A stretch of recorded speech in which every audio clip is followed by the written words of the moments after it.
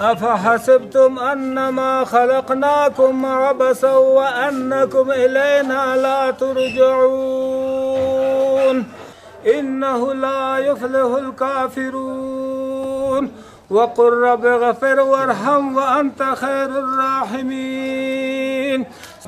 پاک پروردگار مشکلات و تکلیفات سر موشو مادر کنه. خدا پاک ما رزی تاجی ازی زحمتا و ازی مشکلات دنیا و آخرت. خدا پاک ما ilahi alemin müşkilat dünya ahireti maral kuni. Her bir kardeşimizin ayrı ayrı acı bir hikayesi var. Kimi bu selden etkilenmiş, selden dolayı sıkıntısı var, evi yıkılmış, evi sular altında kalmış, ailesinden şehit olanlar var. Kimisi Ruslarla olan mücadelede bedeline kurşunlar yemiş, esir düşmüş. Böylesine acılarla karşılaştık buradaki kardeşlerimizle. Rabbim kendilerinin yardımcısı olsun. Türkiye'deki hayırseverlerimize de çok çok teşekkür ediyoruz. Çok güzel ve anlamlı bir hayra sebep oldular. Rabbim onların ecirlerini kat kat versin inşallah. Ölmüş olan tüm kardeşlerimize de Rabbimizden rahmet diliyoruz. Diğer yaralı olanlara da Rabbimizden acil şifalar diliyoruz. İnşallah bir an önce de evleri, barkları yeniden yapılır. Huzurlu bir ev ortamları olur. Rabbim kendilerinden razı olsun.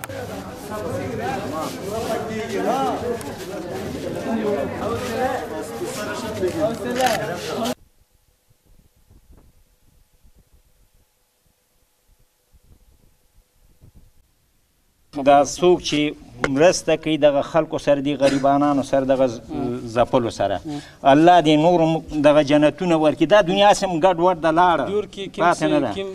الله دې جنتونه ورکړي. الله دې هغه فردوس جنت ورکړي چې هغې نه بل باندې جنت وي.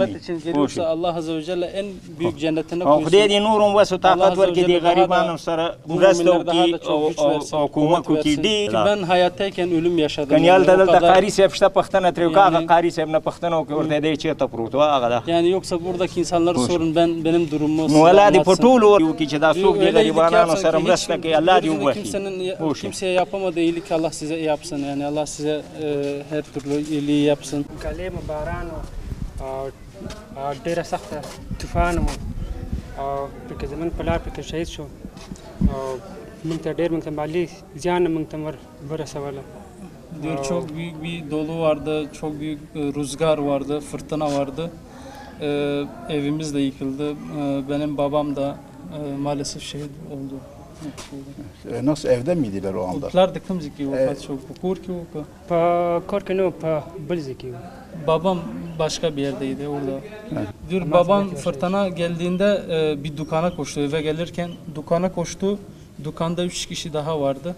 Fırtına geldiğinde dükkanla beraber dükkandaki adam da beraber 4 kişi hepsi şehit düştü orada. Da چې الهي آفت د موسم د سیوري زنو ذکر مخکې ناستو نو مون کور چې د خزو مدرسه دون وروسته مون کور کې نه کې نزدیکل ته خزراتلی سبق تراتلی. Diyor ki ilahi bir yani afet böyle çok bulut vardı böyle kara. Ben de oturuyordum. Bizim evimizde kız medresesi o da kızlar medreseye geliyorlardı. زمونږ د کور شاته یو غټه ونه وه چې تقریبا 150 کلو ونه وه. Bizim evimizin yanında çok büyük bir ağaç vardı yaklaşık 110 senelik. دا ټول په یو کوټه کې ناست وي چې کله دا کوټه دا ونه په کور باندې راغی دا موږ ټول کور مکمل داسې کېنو.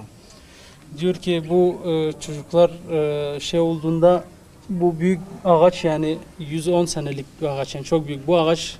Yani hiç kimse bu devrilme ihtimali düşünmüyor. Bu ağaç bizim evimizin üzerine devrildi yani. Bir tane yeğenim daha doğmuştu, 10 günlüktü o. Yani bu yok. Devrildikten sonra bir tane yeğenim 3 senelik. Şimdi bu küçük olan baktık ağzında toprak var, yüzü toprak var. Belki dedik bu 10 günlük çocuk belki şehit olmuş. Ama o sağlam donu aldık ama onun altında benim 3 yaşındaki yeğenim daha var. O toprak altında. Biz diyoruz ki o sanki dışarı çıkmış. Yani insanlar koştu. Yaralılar da bu da herhalde dışarıda geziyor çünkü çocuk. Ama bilmiyoruz ki biz onları basıp geçiyoruz onun üzerinden.